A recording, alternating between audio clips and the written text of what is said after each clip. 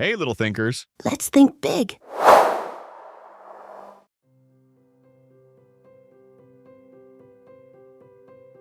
Hello there, curious minds. Welcome back to Little Thinkers, where we dive into the most fascinating questions together. Hey everyone, I'm Pia, and I'm practically bouncing with excitement today because we have such a brain-tickling adventure waiting for us. And I'm Ben. Pia, I have to tell you something amazing that happened to me yesterday. I was reading my favorite book under a tree when a thought just went boom in my head. Ooh, idea explosion. My curiosity engine is purring already. What kind of thought made your brain go boom? Well, I started wondering, what if you could only take one book to a deserted island for a whole year? Just one. Which book would be so special that you'd want it as your only friend for 12 whole months? Holy guacamole! That's like asking which flavor of ice cream you'd eat for the rest of your life. My brain is doing somersaults just thinking about it. Brain-tastic comparison. And here's what makes it even more interesting. Would you pick a book you already love and know by heart, or would you choose a brand new adventure you've never read before? Oh wow, that's a brain twister for sure. If I pick my favorite book, I know I'll love every page. But if I pick a new one, it might be terrible and I'd be stuck with it. Think-alicious dilemma. Exactly. It's like choosing between your favorite cozy blanket and a mystery box that might contain the most amazing blanket ever, or something scratchy. Ha ha ha ha!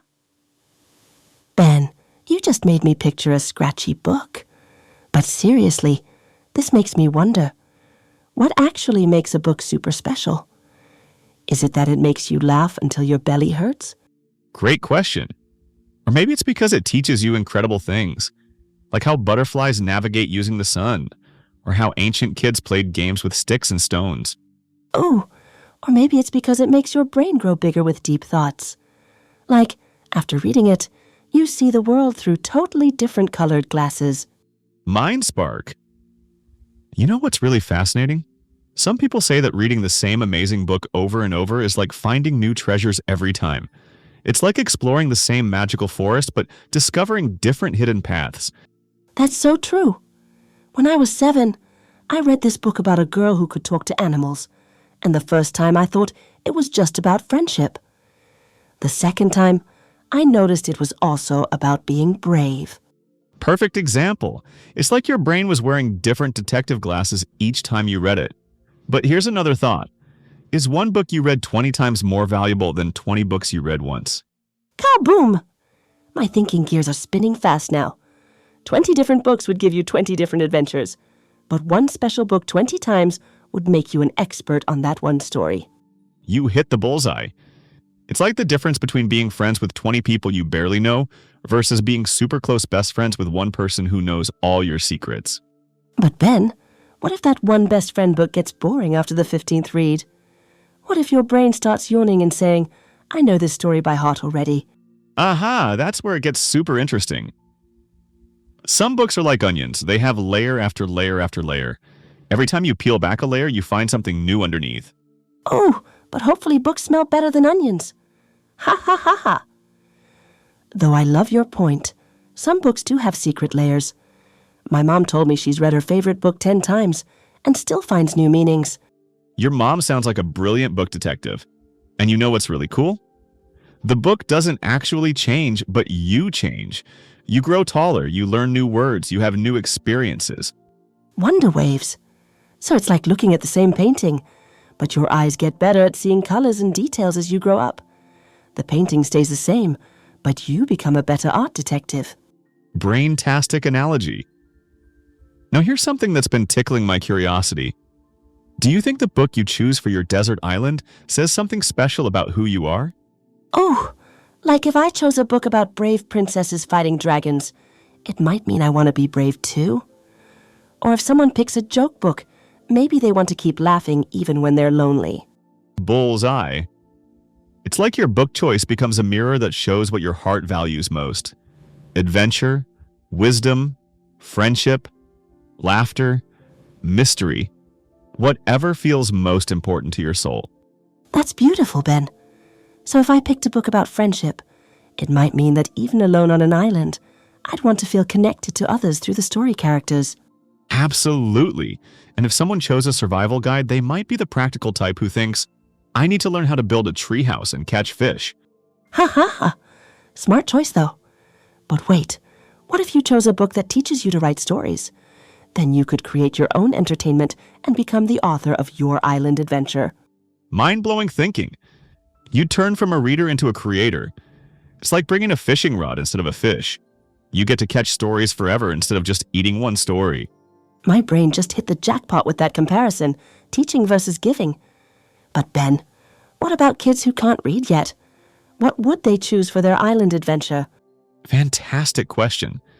Maybe they choose a picture book where every illustration tells 1,000 stories, or a book where they can make up different adventures for the same pictures every day.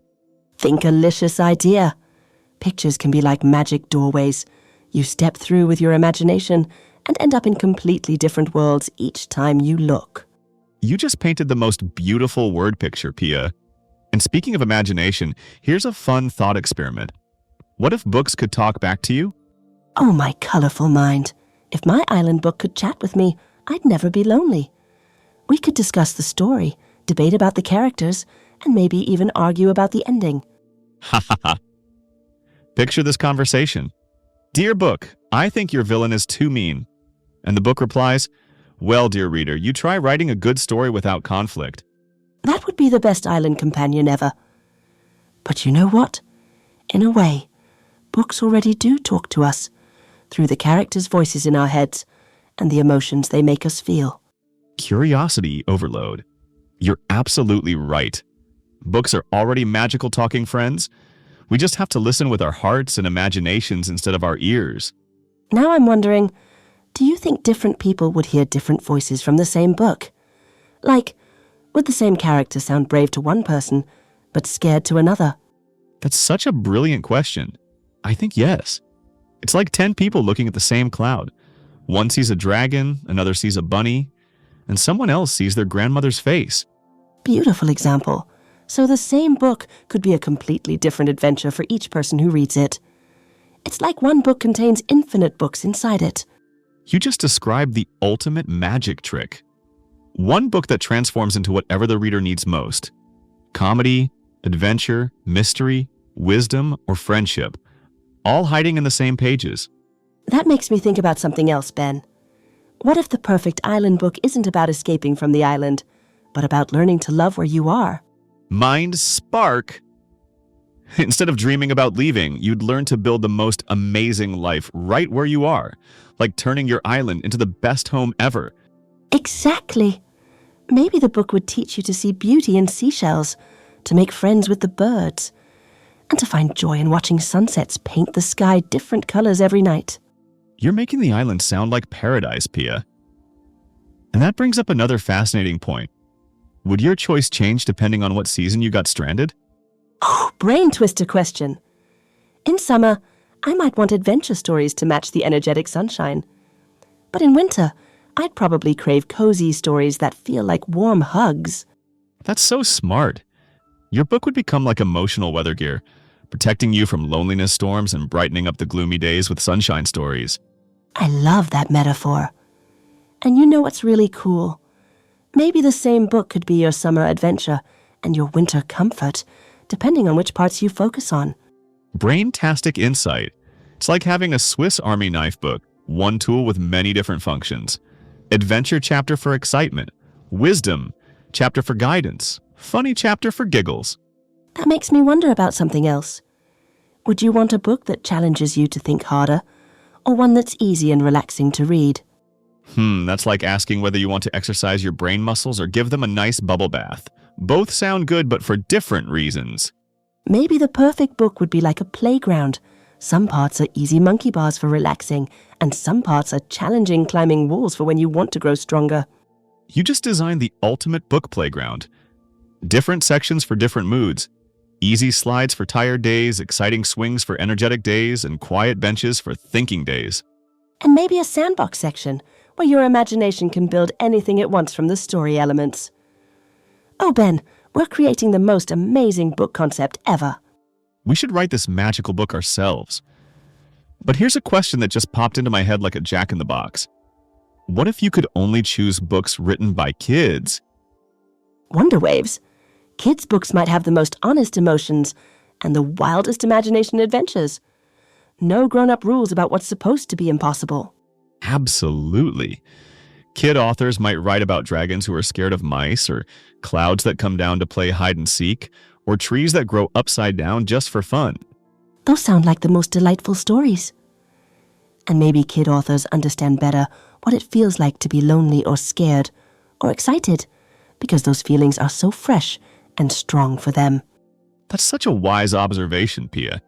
Kids might be the best emotional translators because they haven't forgotten what it's like to feel things with their whole hearts. You know what? This whole conversation is making me realize something amazing. Maybe the question isn't which book is perfect, but how any book becomes perfect when you really connect with it. My brain just exploded with happiness. It's not about finding the magical perfect book. It's about bringing your magical perfect self to whatever book you choose. Thinkalicious realization. Your curiosity, imagination, and open heart are the real magic ingredients that make any book come alive. The book is just waiting for you to wake it up. So whether you choose a familiar favorite or a mysterious unknown, whether it's funny or serious, simple or complex, you are the one who makes it special by how you read it. And that means everyone's island book choice would be perfectly right for them. There's no wrong answer, because each person brings their own unique magic to the reading adventure. What a beautiful way to think about it. Your book choice becomes a reflection of your inner world, your dreams, fears, hopes, and the parts of yourself you want to explore or celebrate. Ben, this has been such an incredible thought journey. My curiosity engine has been purring the whole time. I feel like we've discovered treasure chests full of ideas about books and reading. I couldn't agree more, Pia. And you know what the best part is? Every single person listening right now probably has a different answer forming in their mind about their perfect island book. That's so exciting. Everyone out there is creating their own unique answer to this wonderful puzzle. Maybe some are picturing adventure books. Others are thinking about poetry or joke books. And the amazing thing is, their choice today might be completely different from their choice next year as they grow and change and discover new parts of themselves. So true. It's like asking what your favorite color is. The answer might shift like a beautiful kaleidoscope as you experience more of life's rainbow. Perfect analogy. And here's something fun to think about after our podcast. Maybe you could ask your family and friends what their island book would be and discover amazing things about them. Oh, yes. It could be like being a friendship detective, discovering secret clues about what makes the people you love feel happy, brave, or curious. And maybe you could even start a little book journal where you write down which books feel special to you and why, watching how your tastes grow like a beautiful garden. That sounds like the most wonderful way to become friends with your own reading journey. Watching yourself discover what kinds of stories make your heart sing. And remember, dear little thinkers, whether you're a beginning reader just learning letters, or someone who devours books like delicious snacks, every reader's journey is special and valuable. Kaboom! What an incredible adventure we've been on today. From desert islands to magical talking books, from emotional weather gear to playground books, my brain feels sparkly with new ideas. Mine too! And the most beautiful part is realizing that the magic isn't really in finding the perfect book. It's in bringing your perfect, curious, wonderful self to whatever you choose to read. So whether your island book would be about brave knights, silly penguins, mysterious puzzles, or anything else your heart desires, your choice would be absolutely perfect for you. Thank you so much for joining us on this thinking adventure, wonderful listeners. Your brains have grown a little bigger today, and that makes our hearts happy. Until our next amazing exploration together, keep reading, keep wondering, and remember, every book you open is a doorway to a new adventure. Stay curious, little thinkers.